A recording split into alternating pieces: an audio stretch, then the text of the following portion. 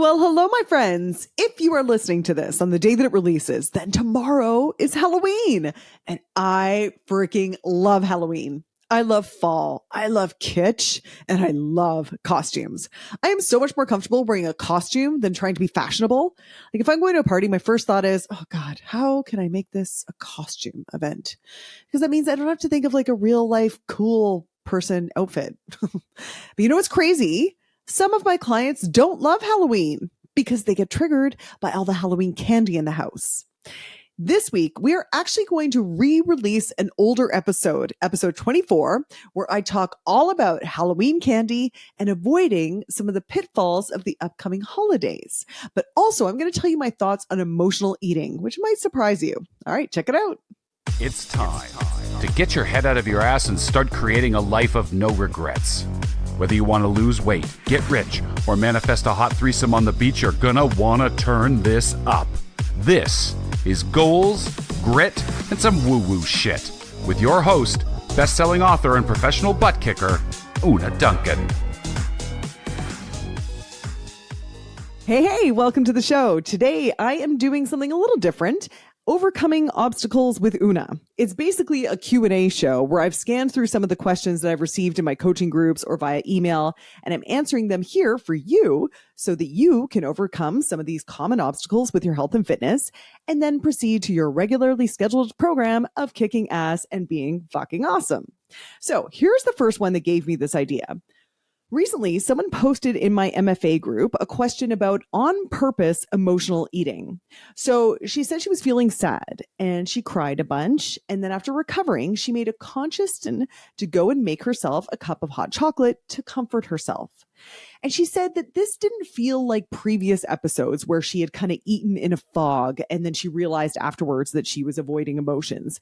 This felt like a really calm and conscious decision. But she wanted to know, did I still think that this was a misuse of food? So I should just preface first by saying that I am not an expert on disordered eating. And if you think you might have a binge eating disorder, then of course you should go speak to your health professional. But in this case, those alarm bells didn't go off for me. And here's why. So my first question to her was, okay, well, did it work? And she said that yes, it did. It actually kind of made her feel a little bit better. And then when she felt a little bit better, then she went and sought out some support from her husband. So to me, I think this sounds like a totally appropriate use of a self-soothing tool. I don't think that in order to be healthy, we need to eliminate food as a source of joy and emotional comfort. I think some fitness professionals reduce food to like nutrients and calories, and it's so much more than that. Food is supposed to be a sensual pleasure. And like any sensual pleasure or any self-soothing technique, you just don't want to abuse it. It's like the difference between turning to friends and family for support versus not being able to function without constant social affirmation. I think self-soothing with food can slide into danger territory when, one, it's a slippery slope that makes you feel out of control and you need more and more of the food to get the same emotional effect. Two, it doesn't actually work to soothe your emotions and it actually makes you feel worse after. And three, if it's the only tool in your toolbox to self-soothe. In this case, my client confirmed that she didn't really want another hot chocolate and it did make her feel better.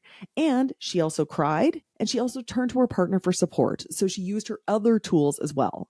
So in this case, I wasn't really concerned about her use of food as a self-soothing tool. And I thought it sounded like she did a pretty great job caring for herself and her sadness. Okay, so next question. We just had Thanksgiving here in Canada, which means that I'm starting to get people asking questions about how to stay healthy over the holidays.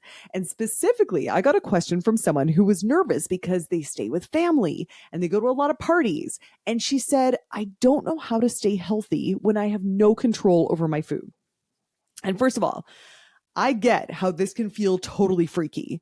I once spent a year traveling with a theater company. And we were often billeted with local families. So it was like an entire year of being an honored guest in strangers' homes. And they threw banquets for us. And we traveled to new countries that had culinary specialties that we had to try. And the average weight gain in our cast among the women was 20 pounds in the year. And it was a total mindfuck in a situation where you could lose your part if you didn't fit into the sequined costume that you had originally been fitted for. So fast forward now, it's 25 years later, and I'm in a position where I coach hundreds of people on how to sustain a healthy lifestyle. And sometimes my clients face situations where they don't feel like they have control over their food. And this is what I tell them, and what I wish I had known back in my touring days when, yes, I totally gained those 20 pounds. First of all, consider whether or not you may be full of shit. Now, considering whether or not you might be full of shit is always a good exercise, but especially when you hear yourself doing all these mental negotiations about why you get to wiggle out of a commitment that you've made to yourself. People will sometimes say that they don't have control over their food, but actually they're using the circumstances to deny responsibility for the choices that they are making. Like, when was the last time you heard a vegan say, I just had no choice but to eat the meat? Like, never. Because when your commitment to your lifestyle is absolute, you figure out a way to make it work. You always do. I could give you examples of people who figured out how to eat healthy at airports, how to eat healthy at hospitals at 3 a.m, how to eat healthy at Bubby's house. It is possible. And I'm not saying that because I think that everyone should always be super rigid about having a healthy lifestyle. Like, I probably didn't have to gain the standard 20 pounds that year in my theater tour. But when I remember saying yes, please, to the homemade gumbo stew in Louisiana or the frites with extra mayo in Belgium, I have zero regrets about those choices. The important part is to own the fact that you are making choices, not falling victim to circumstances beyond your control. This is a mindset shift that puts you in the driver's seat, and it is so much more empowering. Saying you have no choice, it's just kind of being a weenie about your life. If you are going to be a guest in someone's home over the holidays, I'm sure they would love for you to offer to bring a healthy salad. Like, what fucking psychopath would say no to that? And no, they won't be offended if you don't want to eat the Ritz Cracker Cheese Whiz casserole. If they do, that's their weird shit. They have to deal with it. Or let's say you're on a road trip and you find yourself like starving at a rest stop. You are not forced to eat a Big Mac combo. You can totally choose to, or you can choose the healthier options at a gas station, at McDonald's, at a Starbucks. I have a blog post where those are listed, so if you're interested, check the show notes and I'll put a link for that. My point is, you almost always have choices, which brings me to my next point. If you truly don't have control over what you eat, you always have control over how you eat. Let's say you were in a situation where you really feel like you don't have a choice about what is being served to you. In that situation, remember, you always have the choice about how you eat it. Number one, eat slowly. Actually chew your food. Actually taste it. Enjoy the fact that someone else made this food for you and served it to you. That is fucking rad. 2, stop when you're satisfied. No one can force you to overeat. 3, have zero guilt over what you just ate. Now here's some woo-woo shit for you. I honestly think that food eaten with a sense of gratitude and reverence will actually affect your body differently on a physical, cellular level. I mean, don't fucking DM me for the study backing that up. I'm kind of talking on my ass. It's just a hunch. But here's what I do know. Feeling guilty will lead to the fuck it's. You know, when you go, oh, fuck it, I suck. I might as well just eat the whole thing or whatever. That mentality, the fuck it mentality, that is the highway to the danger zone. One freaking meal is not going to make you gain weight. Getting the fuck it's and then going into a guilt spiral and telling yourself that you'll fix it later or you'll diet on Monday or fix it when the holidays are over, that will make you gain weight. So in conclusion, own your choices like the grown-ass adult that you are and enjoy them. Which brings me to my next seasonal potential head fuck, Halloween. So most of my clients who are trying to get healthier try not to keep junk food in the house. Sometimes they will tell me that they need to have junk food in the house because it's for their kids. And I'm like, really? Really? Your kids need junk food? Are you sure that that's not just a story you tell yourself in the grocery store so that you can have some treats on hand from when you want them? And again, it's totally okay to have treats on hand. It's even okay to use those treats when you want to self-soothe, as I mentioned at the top of the show. But if you having those treats is the start of a slippery slope that makes you feel out of control, if eating them actually makes you feel worse, and if eating them is the only tool that you are currently using to self-soothe, I'd recommend not keeping the treats in the house. And that's not to like punish you because you're so bad, but it's because when you do that, you're going to start to experiment with methods of self-soothing. And my lovely friend, figuring that out, that is the real work. Substituting carrot sticks instead of chocolate for a snack because some fucking trainer told you to is just following orders. It's just checking a box.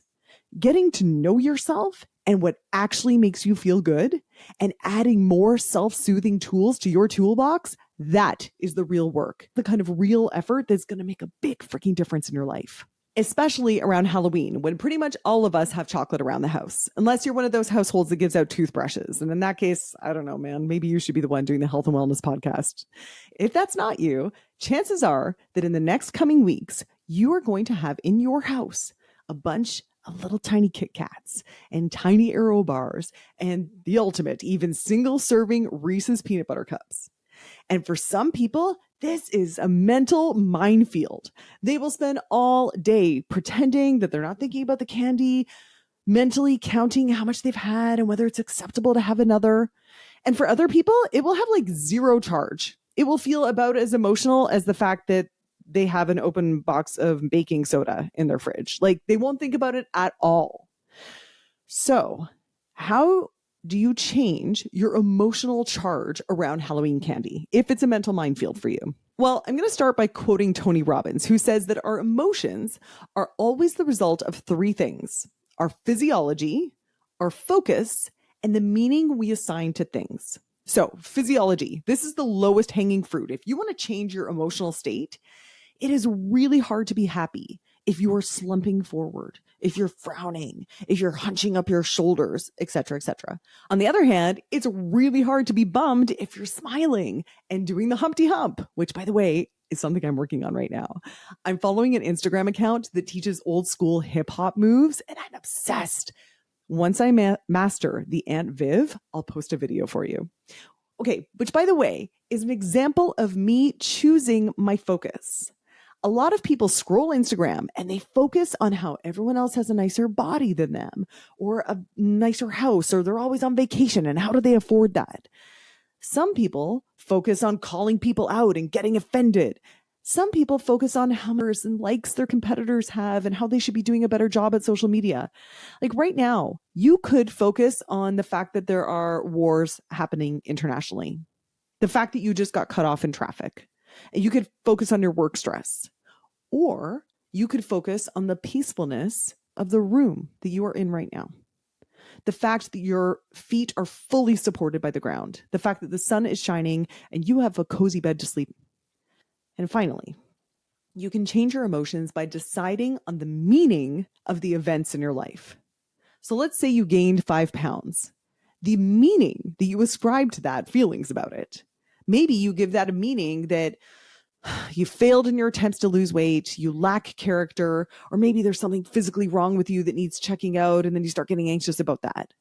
Or maybe those 5 pounds mean that you are building muscle and you are right on track with your goals.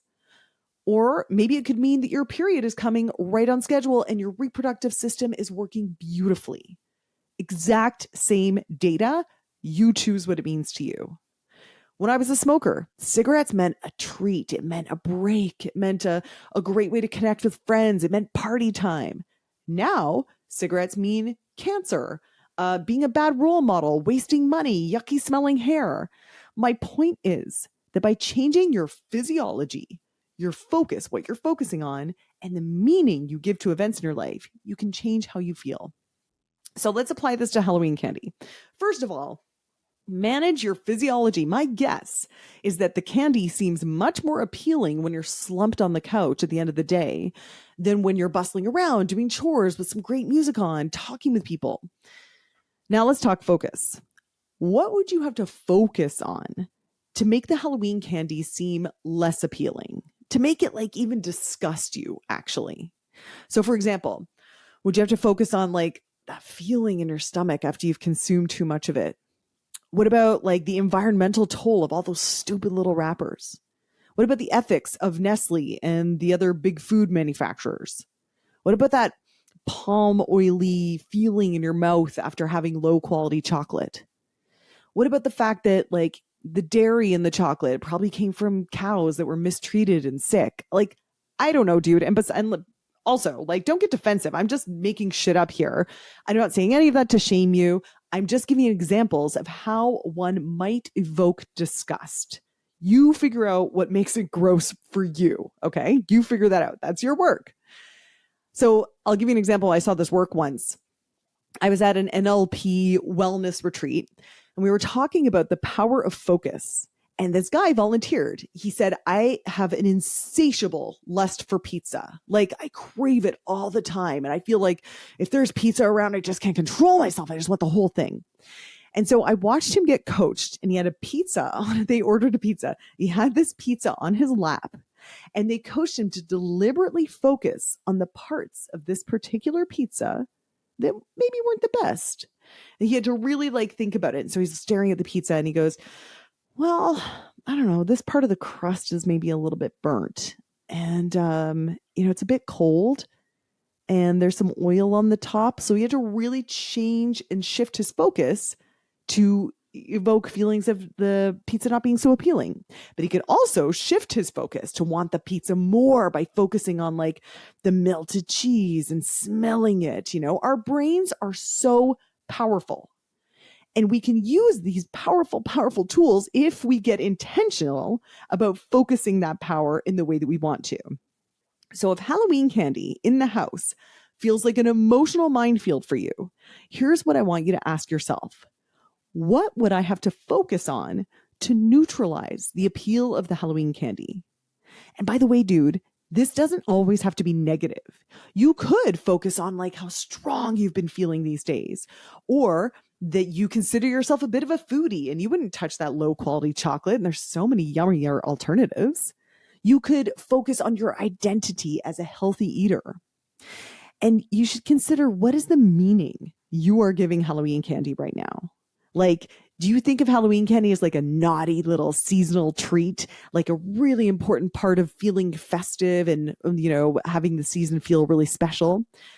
Or maybe Halloween candy to you just means like, oh, that's kid stuff. I prefer adult treats. Maybe it's like nothing to you. You'd be no more likely to eat Halloween candy than you would be to actually go trick-or-treating at like 50 years old. And just a reminder, dudes, I am not anti-candy necessarily. I am not anti-treats. I'm not anti-self-soothing with food. I am anti-you feeling anxious and out of control and miserable when there's candy in your house, which should be neutral. I want to remind you that Halloween candy is not the boss of you. You are the boss of your physiology, which is the lowest hanging fruit when it comes to managing your mood. You are the boss of what you focus on when it comes to Halloween candy. You can focus on the parts of the candy eating experience that are compelling and delicious, or you can focus on the parts that make you feel a little bit yucky and repelled. That is up to you. And you can make whatever meaning you want out of candy. It can be an amazing seasonal treat, or it can be something you outgrew long ago. And by the way, you choosing the meaning applies even if you eat the candy and you eat a lot of it. You can decide that that means that you have no discipline and that you suck. Or you can decide that it means that you consciously chose to indulge and now you're ready to move on to your regularly scheduled program of being fucking awesome and kicking ass. Hey dude, thanks for listening. If you like this episode, make sure you're subscribed so you can get the next one. And by the way, if you rate and review this podcast, it really helps me get found by other people who need some goals, grit, and some woo-woo shit. And be sure to connect and DM me at Una Duncan on Instagram and let me know what you thought of the episode. Chat soon.